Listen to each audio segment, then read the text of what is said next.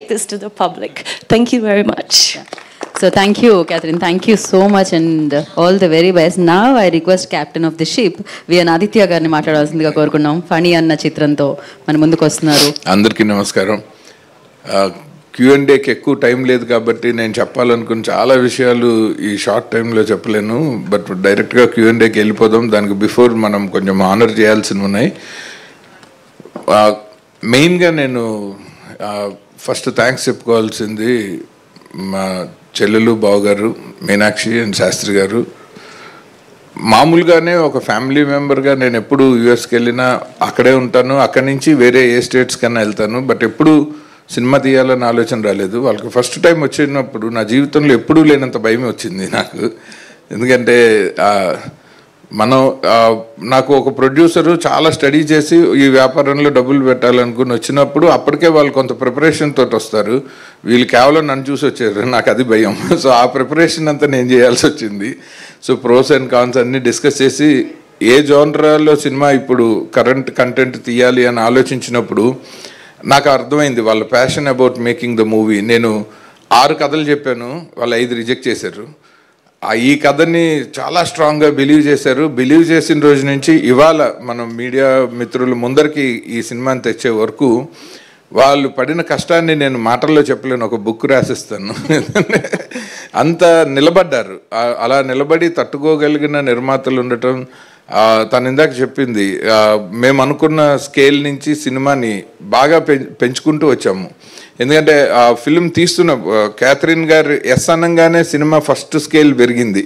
Catherine గారిని ఒప్పించిన రోజుకి మా ఆలోచన ఒకటి, క్యాథరిన్ గారికి కథ నచ్చింది అన్న తర్వాత నుంచి మా ఆలోచన టోటల్గా నెక్స్ట్ లెవెల్కి వెళ్ళిపోయింది.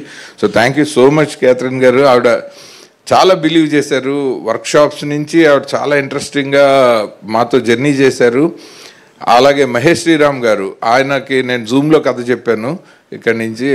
ఆ తర్వాత డాలస్కి వెళ్ళాక కలిసినప్పుడు ఆయన ఆ రోజు నుంచి ఈ రోజు దాకా ఈ సినిమా మీద అంతే అంకిత భావంతో వర్క్ చేస్తున్నారు. ఎప్పుడు అడిగితే అప్పుడు వస్తున్నారు.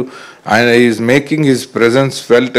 చాలా థ్యాంక్స్ అండి. ఇప్పుడు కేవలం మన మీడియా మీట్కి ఆయన హ్యూస్టన్ నుంచి ఫ్లై చేసి వచ్చారు 1 డే బిఫోరు. థ్యాంక్స్ అలాట్ అండి. అలాగే మిత్రులు కాశీ గారు, ఆయన కో డైరెక్టర్గా, నేను అసిస్టెంట్ డైరెక్టర్గా జయంతి పరంజీ గారి దగ్గర పనిచేసాము. మాకు చాలా విషయాలు ఆయన దగ్గరే నేర్చుకున్నాము. అలాగే మన జునైద్ గారు తరంగాల్లో ఉన్నప్పటి నుంచి, మేము ఏడీలుగా ఉన్నప్పటి నుంచి ఇదే వైరం, ఇదే యుద్ధం జరుగుతుంది ఆయనతో.